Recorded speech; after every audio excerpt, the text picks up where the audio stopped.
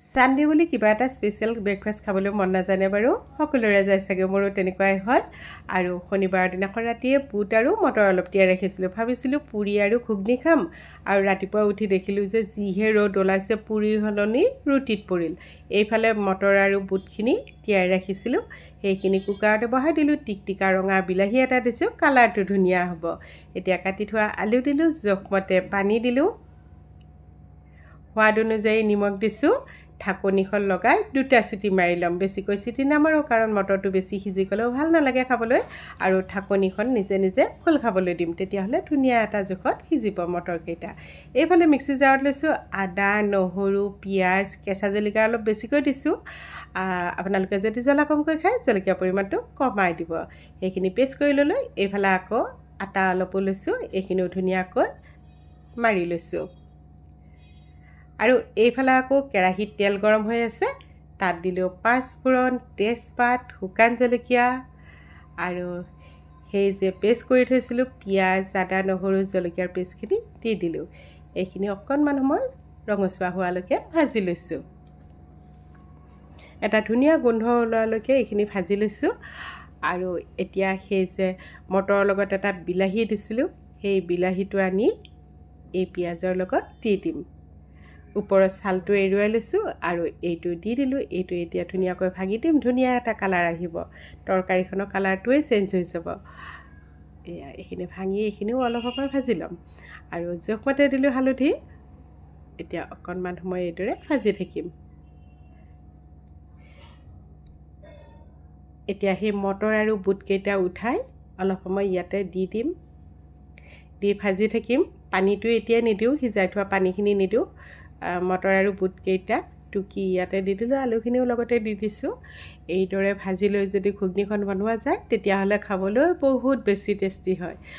আপোনালোকে কেনেকৈ বনায় কমেণ্ট কৰিবচোন মই বেলেগ বেলেগ ধৰণে বনাই থাকোঁ কেতিয়াবা একেবাৰে চিম্পুলকৈ বনাব মন নগ'লে কেতিয়াবা আকৌ মন গ'লে মনটো ভাল লাগি থাকিলে অলপ বেলেগ ধৰণে বনাব চেষ্টা কৰোঁ নিজে নিজে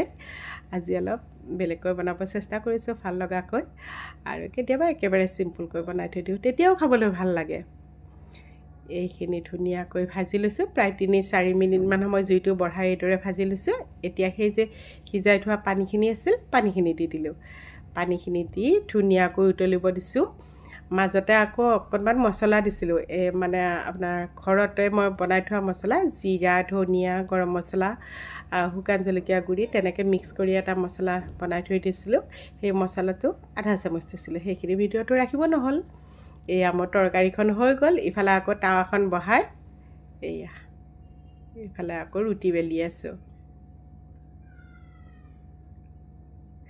ৰাতিপুৱা সময়খিনি ইমান যে লৰালৰি হয় নকবা আৰু এইদৰে বেলি লৈছোঁ তাৱাখন ধুনীয়াকৈ গৰম হ'ব দিছিলোঁ পুৰি বনাম বুলি ভাবিছোঁ পুৰি হলনি ৰুটিত পৰিল তেল আমাৰ ঘৰত আকৌ তেল খাবলৈ বেয়া পায় বেছিকৈ তেলটো খাবলৈ বেয়া পায় সেইবাবে মই খাবলৈ বেয়া পাওঁ সেইকাৰণে শুকান ৰুটিয়ে বেছি চলে আমাৰ এতিয়া এইখন ধুনীয়াকৈ ফুলিব দিম যেতিয়া ফুলি আহে মনটোৱে ভাল লাগি যায় এয়া এনেকৈ ফুলাই লৈছোঁ ৰুটিখন ধুনীয়াকৈ জুইটো কমাই লৈছোঁ কমাই লৈ এইদৰে হেঁচি হেঁচি দিলে ধুনীয়াকৈ ফুলি আহে ৰুটিখন চাবতে ধুনীয়াকৈ ফুলি আহিব এয়া দেখিছেনে পুৰিৰ নিচিনাকৈ ধুনীয়াকৈ লুচিখনে ফুলি আহিছে আৰু এইদৰে ফুলি আহিলে মনটো যে ইমান ভাল লাগে এইখন হৈ গ'ল আৰু এখন বনাই আছোঁ আৰু এখন ফুলাই দেখুৱাই আছোঁ আপোনালোকক এইখনো ধুনীয়াকৈ ফুলি আহিছে দেখিছেনে এয়া এনেকৈ গোটেই কেইখন ৰুটি বনাই ল'লোঁ আৰু ঘুগনিখনৰ কালাৰটো দেখিছেনে খাবলৈ মন যোৱা নাই নে বাৰু ধুনীয়া এটা কালাৰ হৈছে বিলাহীটোৰ কাৰণে বৰ ধুনীয়া কালাৰ হৈছে এইফালে আকৌ প্লেটখন সজাই লৈছোঁ সজাই নল'লে আকৌ খাবলৈ ভালেই নালাগে ধুনীয়াকৈ বনাই যেতিয়া প্লেটখন সজাই লোৱা হয় যদি খাবলৈও বেছি টেষ্টি নহয় তেতিয়াও মনটো ভাল লাগে খাবলৈ ইচ্ছা যায় তেনেকুৱা নিচিনা হয় এইদৰে প্লেটখন সজাই লৈছোঁ আৰু এইফালে আকৌ পিয়াজো লৈছোঁ 2 পিচ ঘুগনিৰ লগত আকৌ পিয়াজ খাবলৈ ভাল লাগে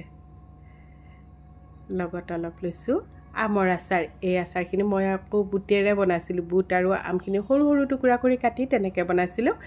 ইমান বেছি টেষ্টি হৈছে আজি প্ৰথম খালোঁ বহুতেই বেছি টেষ্টি হৈছিল আৰু 2 পিচ আমো লৈছোঁ এইখিনি ৰেডি হৈ গ'ল আজি ৰাতিপুৱা ব্ৰেকফাষ্ট এনেকৈ আছিল পিছত আকৌ অন্য এটি ভিডিঅ'ৰ সৈতে লগ পোৱাৰ আশাৰে এতিয়ালৈ আহিছোঁ বাই